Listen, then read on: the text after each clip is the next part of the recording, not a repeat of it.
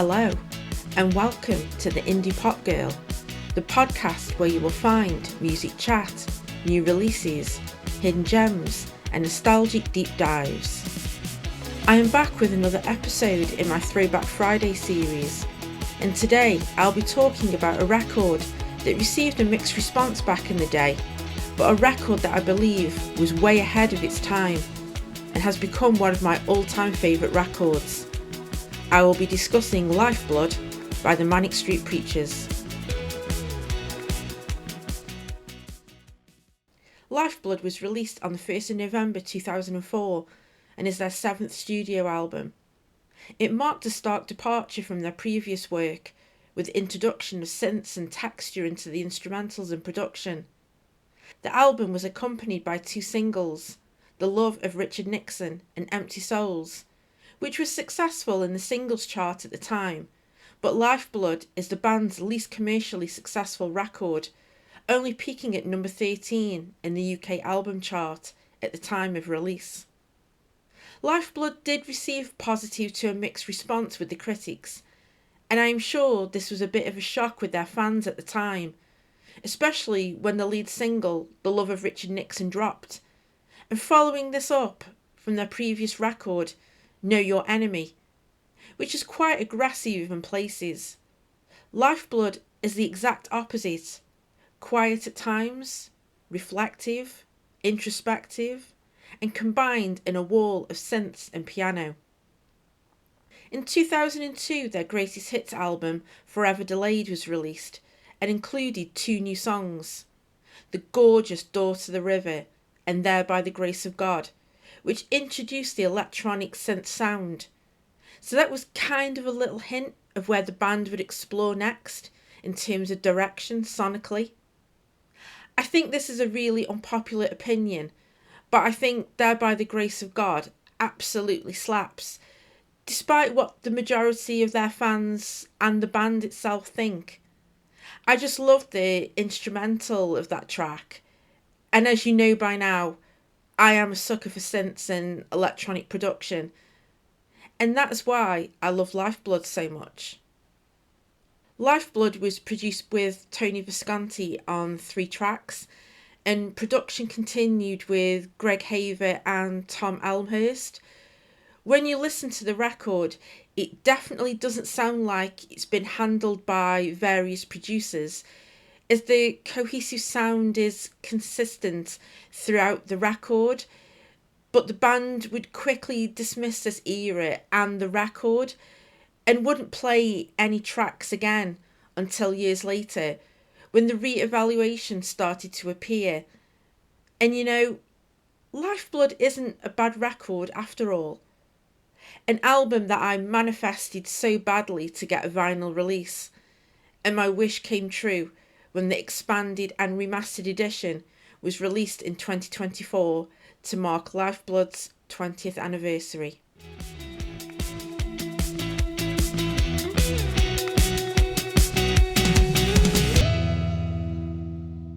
Before I start to discuss the tracks, I just want to give you some context and explain how I became a fan of the Manics and how I discovered this misunderstood record. Growing up in the 90s in my teens, I was always aware of the Manic Street Preachers and enjoyed their singles, as I had some included on my compilation cassettes, and always had a soft spot for La Tristeza Durera and Suicide is Painless, but I wasn't exposed to some of their discography until years later. My ex-boyfriend was a huge fan, and I remember seeing Everything Must Go, This Is My Truth, Tell Me Yours, Forever Delayed and Lipstick Traces in his CD collection. But to be honest, I didn't dip into the discography properly, as at the time I was in my Depeche Mode era pretty much full time by then. But we were living together when Lifeblood was released, and I remember when Empty Souls dropped and thinking, this is the Manic Street Preachers? You could say that Empty Souls was the track that caught my attention properly, and I remember at the time that I loved it, but the new sound was also slightly jarring at first. If you were around during 2004 and what was popular, we had the debuts from Franz Ferdinand, The Killers, and Arcade Fire. Dido's Life for Rent was hugely popular, especially in the UK, and was a massive seller. And Green Day's American Idiot was also a big release at the time. Looking back when Lifeblood was released, it didn't quite fit in with the indie and rock sonics in 2004. And with a lot of these records that are misunderstood or not well received upon release, they are usually ahead of its time, and this applies to Lifeblood. The aesthetic and sound of Lifeblood was not 2004, and I honestly think if Lifeblood was released 10 years later, it would have been received positively, because to me, and when I listen to it now, the production is very 2010s, and the Manic Street Preachers were way ahead of themselves with this record.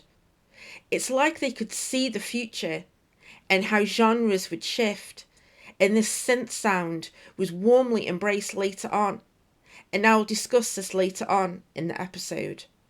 Years later, when the ex and I split, I forgot about the magic of Lifeblood and how much I loved Empty Souls. The era when I was fully invested in the Manics was the release of Postcards from a Young Man back in 2010. That was when I saw them live for the first time and finally had the opportunity to discover their discography properly. And that is when Lifeblood fully clicked, and it has been with me ever since. It is probably another unpopular opinion that Lifeblood is one of my favourite Manics albums. I have a few, depending on the mood, but I regard it so highly that it is one of my all-time favourite records. It is so unique, and the artwork and the aesthetic are just perfect.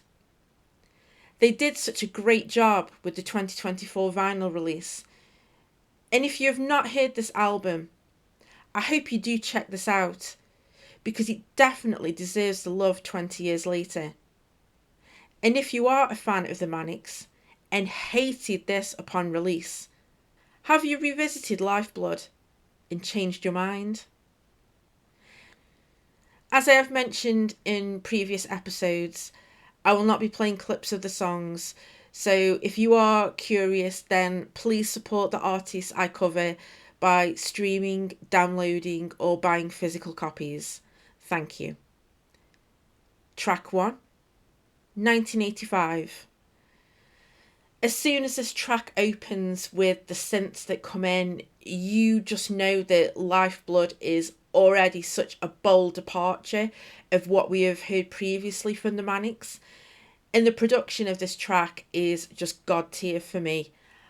I absolutely love the progression of this, and Nicky Wire's reflective lyrics is a complete change from the heavy political themes that was touched on Know Your Enemy.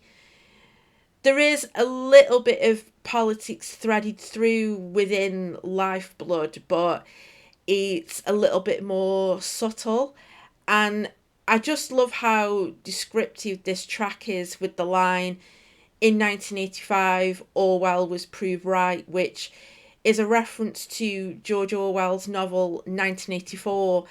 And I think the comparison is being made here with Margaret Thatcher, who was in power at the time, and the miners' strikes that occurred in 1984 into 1985, to the Big Brother imagery in the novel. The song also touches on the Tory government and the battle with working class people during that time. I was obviously too young at the time to remember what was going on politically, but I do remember the miners' strikes and the impact it had, as my dad was an ex-miner, so I connected with this song almost immediately. It's a bit of a statement to have this as the opening track, but I think the general consensus with 1985 is that it is well beloved amongst Manics fans. and I just fell in love instantly with it.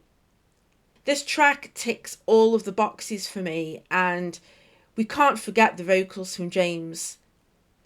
As you know, he can belt something out, and he can also deliver a much gentler vocal, which is displayed later on in the record. James is one of my favourite guitarists, and I don't think he gets enough credit as a vocalist. I adore his vocal performance on this track and on this album as a whole, and it won't be the last time I mention a James vocal on this episode. I would say that 1985 is the emotional and sonic heart of Lifeblood, and it's one of the most beautiful, understated songs in the Manic's catalogue. A quiet triumph that reveals more with every listen. Track 2, The Love of Richard Nixon. The lead single, and I still can't believe that this reached number 2 in the charts. I don't think this track fully represents Lifeblood due to the political nature of the lyrics.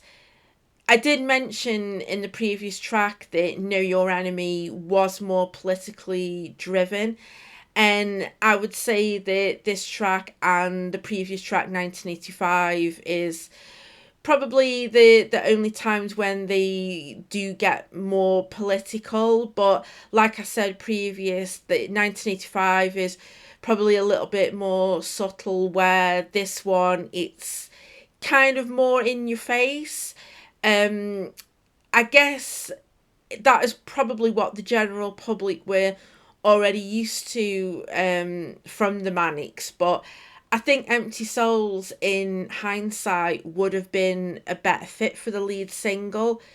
There's definitely a change in sonic direction here, but I love James's vocal on this track. It's so controlled with his higher range in the background.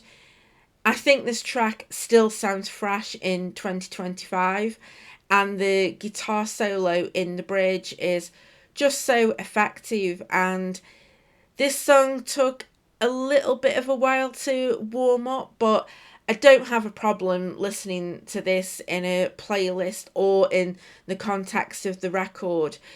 The lyrics about former US President Richard Nixon, and the lyrics touch on the Watergate scandal and the fallout that occurred. Nicky Wire's lyrics kind of paint Nixon sympathetically with what Nixon achieved, and then quickly overshadowed in the aftermath of the Watergate scandal. The death without assassination line is very telling, as in the wake of the Watergate scandal, this could have ended with impeachment, but this came to an end with Nixon resigning. And as the song ends, there is a clip that comes in of Nixon's resignation speech in 1974. What a statement to release something like this as a lead single, and you could say that this move is very Manic Street Preachers. And I just want to mention one of the B-sides from the single, Everyone Knows Nobody Cares. In my opinion, this should have been included on the album, because what a banger. The production and the synths and the drumming just go off in that, and overall I just absolutely adore the sound of that song, and it is one of my most favourite and most played Manics tracks. Track 3, Empty Souls. The second and final single from the album, which also reached number 2 in the UK singles chart. And what a track this is. I just love Sean Moore's drumming, and the piano line is very reminiscent of early U2, a bit like New Year's Day. It's quite icy sounding, if that makes sense, but when I listen to this record, I always think of winter. There's a cold beauty to the production, layers of echo, synths that shimmer like frost, and guitars that chime rather than crunch. Lifeblood slaps any time of the year for me, but playing this album when it has been snowing just hits differently. It just gives me that vibe, and this just something so comforting in that. It's funny how hearing songs you can visualize colors and seasons, and I have discussed this before, but there is something so satisfying when you see the artwork of a record and you already know what it sounds like. The Manics got this so right with Lifeblood. The stark white and red splatter, to me, represent the tracks on the record. Some tracks are icy with the synths and piano, where the red blood represents the warmer sonics which is scattered throughout the record. Empty Souls has got that icy cold air about it, and the video perfectly matches that mood and the atmosphere of the song. And the song is said to be a political response from the September the 11th attacks. The collapsing like the Twin Towers line caused some controversy, and this was amended for the single release. But you could still hear the line in the background vocals. Track 4, A Song for Departure. What a standout this track is for me. Atmospheric synths open this up with awesome drumming and that bass line that comes in. The piano riff on the chorus, almost ABBA-like, just complements everything that is going on. I love how chill the verses are, but builds and goes slightly heavier in the chorus. It's just a well-crafted song, and James's vocal performance is just out of this world. I can see how James is influenced by Simple Minds, and I can definitely see that in this song. The guitar solo in the bridge is very Charlie Burchill-esque, and I wouldn't be surprised if James was thinking about Simple Minds when writing the music for this. The guitar tone is totally Simple Minds coded. It's got that glassy, sustained shimmer, reminiscent of Charlie Burchill's playing on albums like on New Gold Dream. It's not flashy or aggressive. It kind of just hangs in the air, working with the synth textures rather than cutting through them. And it just adds to the song's cinematic atmosphere. The outro on this needs to be mentioned. Another guitar solo? Yes, please. It's the sound of a band looking inward, choosing restraint over drama. In its elegant arrangement and emotional understatement, A Song for Departure may be one of the most underappreciated gems in the Manic's catalogue. Track 5, I Live to Fall Asleep. So we take a bit of a turn here. This track is driven by piano and is calmer and smoother within the instrumentation and production. This is one of the most tender and quietly profound moments on Lifeblood. I interpret this song as a lullaby for emotional exhaustion, and it's wrapped in shimmering synths and hushed melancholy. This is all about soft textures and a dreamlike quality, and I adore the vocal performance on this by James. This track proves how much of an insane vocalist he is. James displays his controlled vocal in the verses with a falsetto that comes in and out, like weaving into the song. It is just gorgeous and just sounds amazing with headphones. James's guitar riff in the chorus reminds me of something that Martin Gore would do on a Depeche Mode song. It just gives me that vibe, like something off the Ultra record. And if you have heard Ultra, then I hope I'm making sense here. The riff just reminds me of something like Home or The Love Thieves. James is using the guitar in an understated way here, a bit like how Martin Gore does on Depeche Mode records.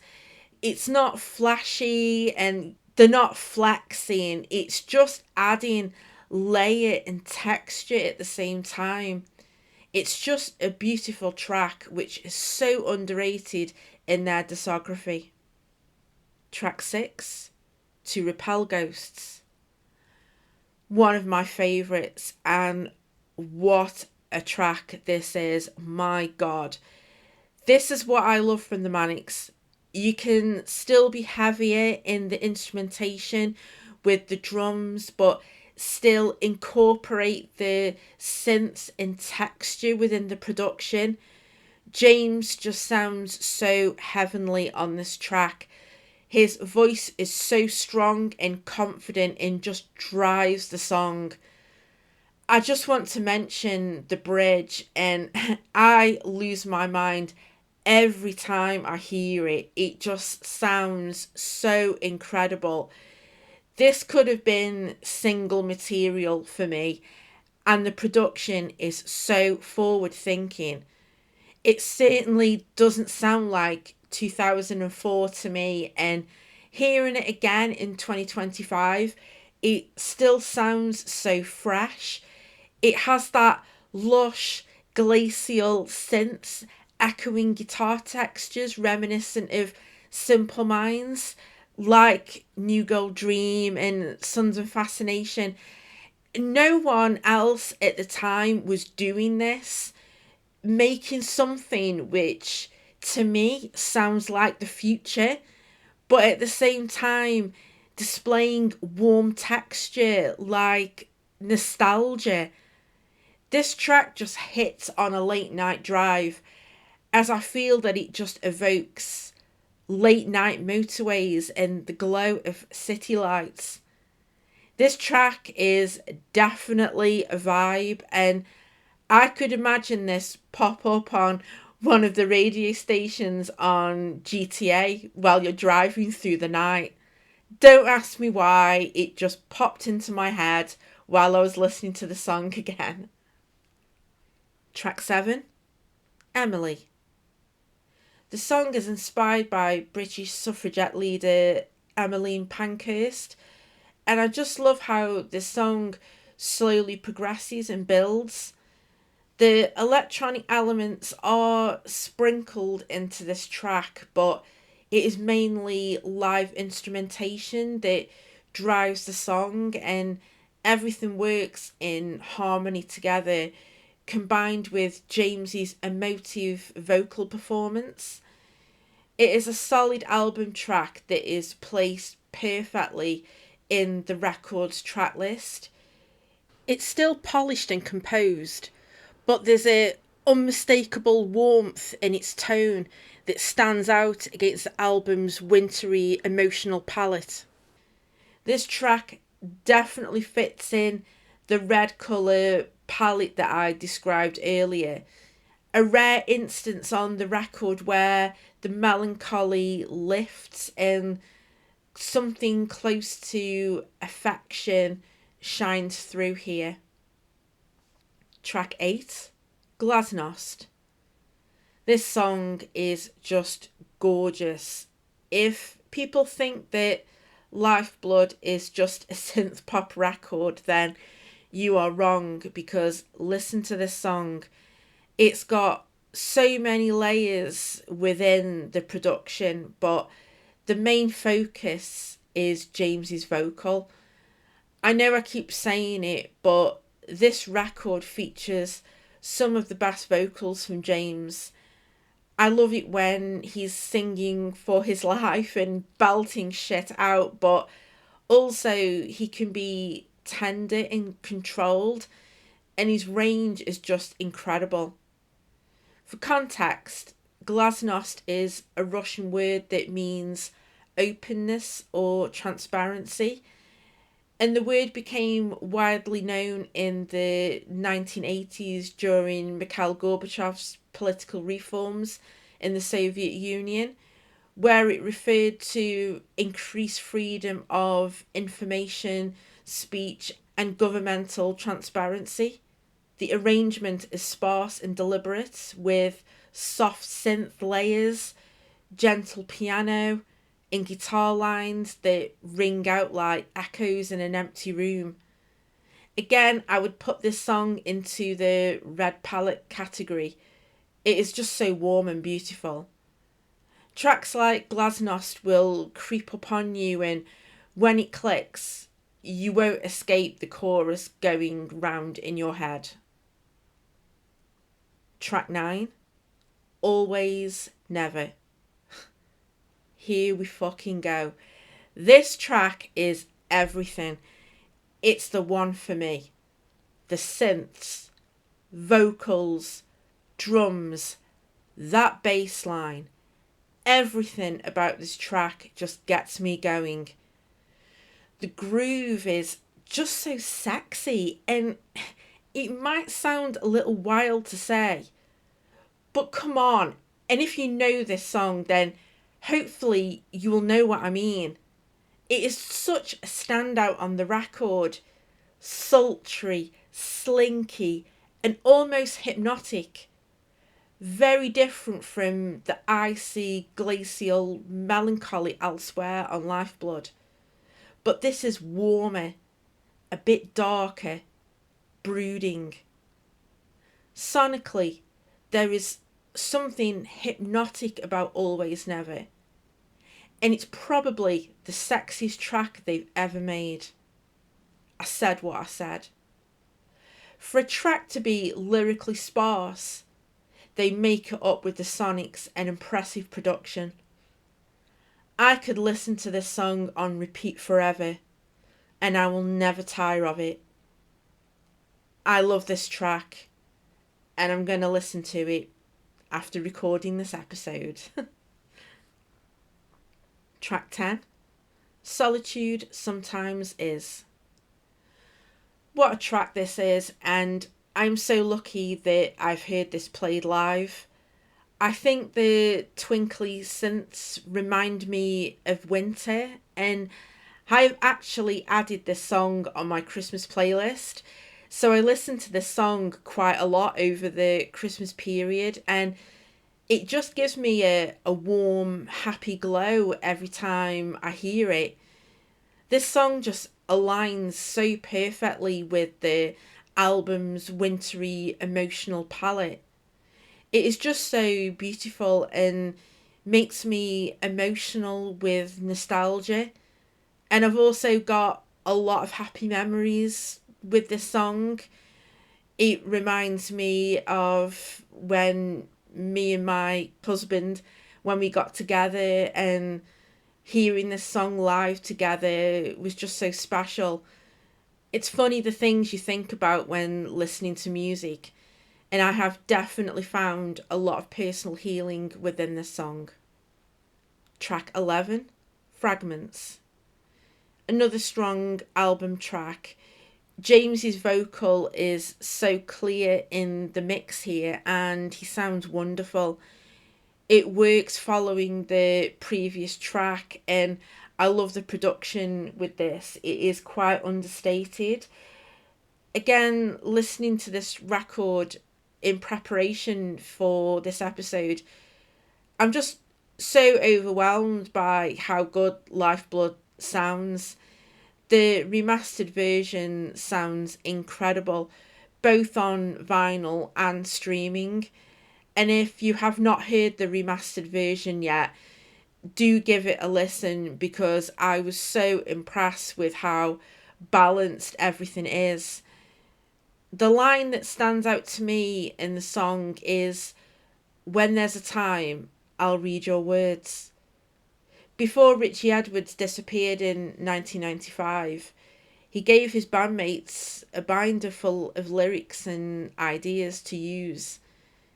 The content of Richie's binder would eventually shape Journal for Plague Lovers in 2009, which is just remarkable because, as you know, if you're a Manics fan, that album was just little bits and pieces that Richie had left in this binder, just fragments of lines and just not a lot really when you think about it. And the way how the Manics took these ideas and shaped them and to produce and create something so extraordinary like Journal for Plague Lovers, it's just a career standout for me, and I hope I can discuss that album in the future in another episode, because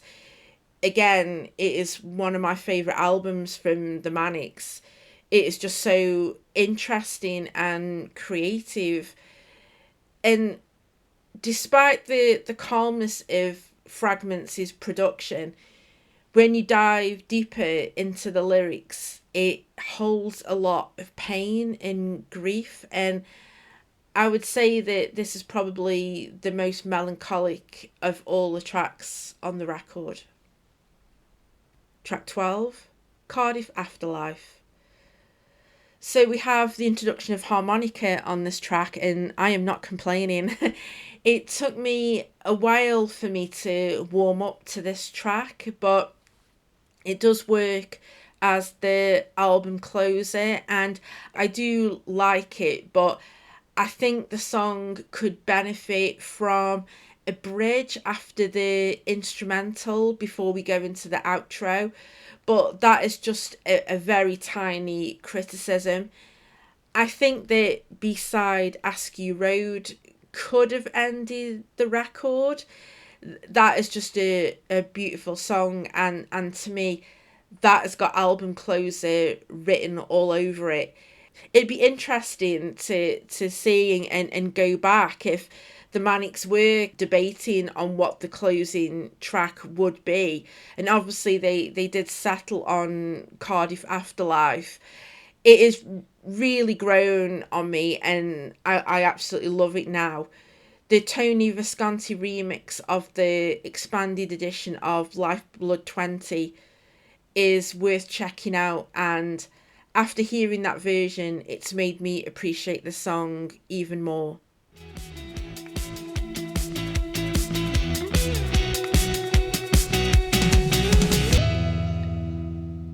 The critical reception of Lifeblood was positive to mixed, and I had to go back and look through the reviews just to refresh my memory, as it was so long ago. But the negative review from Q Magazine is the one that sticks in the memory, as they called it miserable and insipid.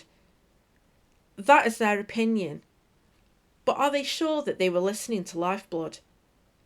I know music is subjective, but I would not describe Lifeblood as miserable or insipid. It's just a ridiculous and lazy description of a record full of gorgeous texture and beauty.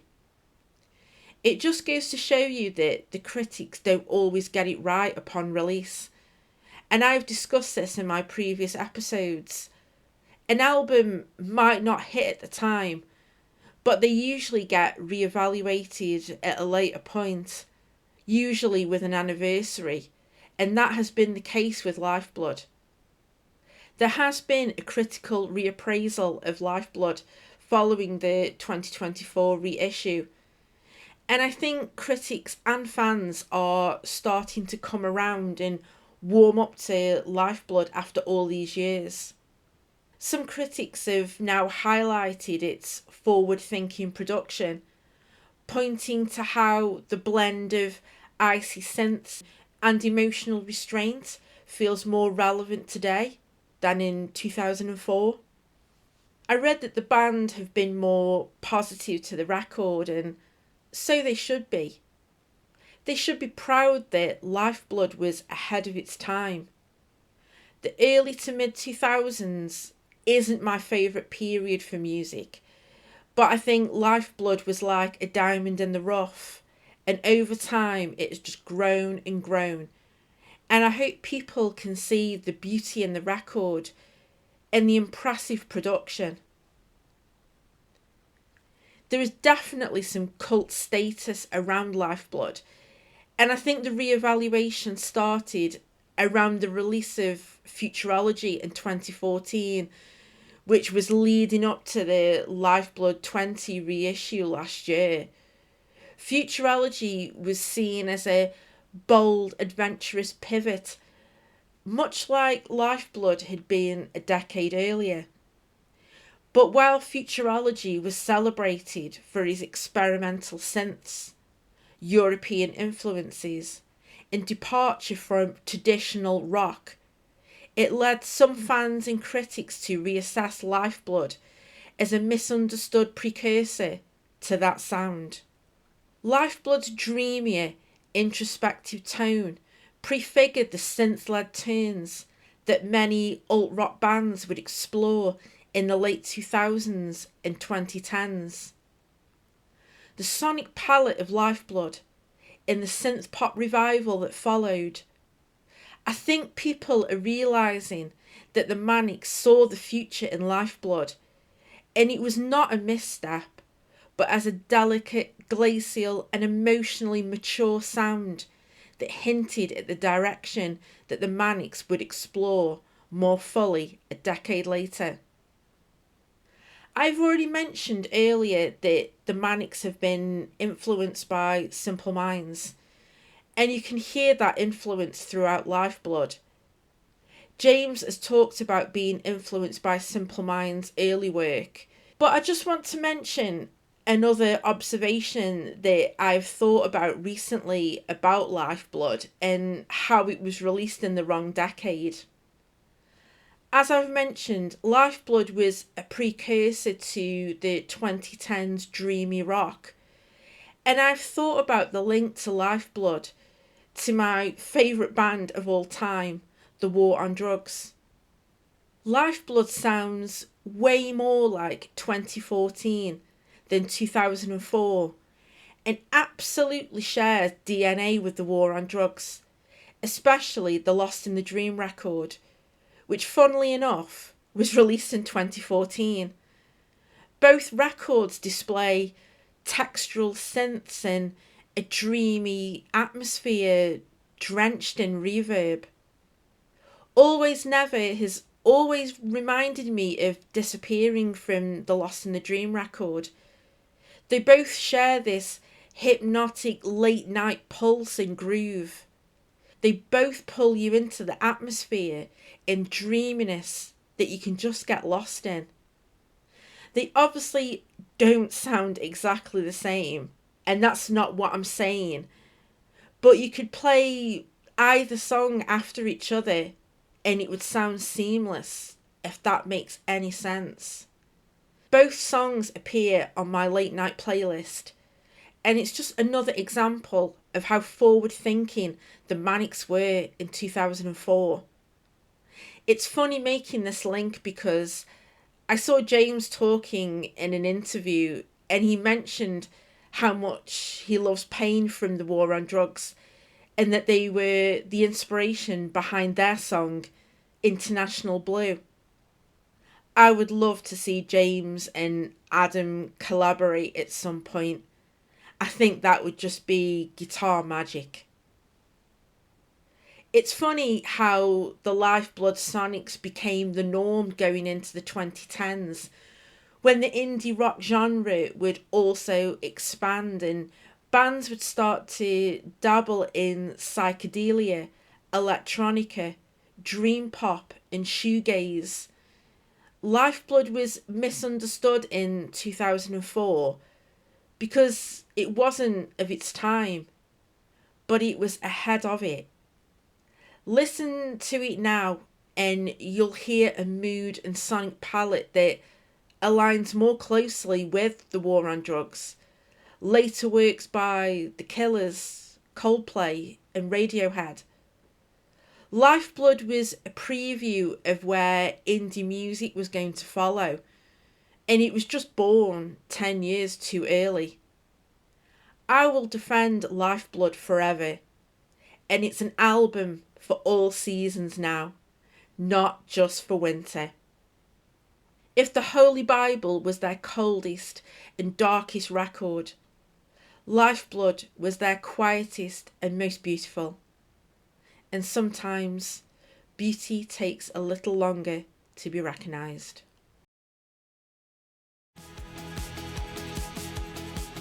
Thank you so much for tuning into this episode. I had a blast listening to Lifeblood again and enjoyed talking about one of my all-time favourite records. Please follow me on Instagram at the Indie Pop Girl, where I'll be creating more content and mini reviews. I'm also building up my reviews on AOTY, so come say hello and let's talk about the music that moves us so much. If you've enjoyed this episode, I'd love it if you could follow, share or leave a review, as it helps other music lovers find the show. I have also created a public Spotify playlist and added some of my favourite tracks from the artists that I have already covered. And as the episodes grow, I'll be adding more, so if you are curious with any of the artists and albums that I have covered, please give it a listen, and who knows, you might find a new discovery. I will be back very soon with a roundup and further thoughts from the new releases in June, so stay tuned. Until then, I'm Rachel, the Indie Pop Girl. Thanks for listening, and I will see you next time.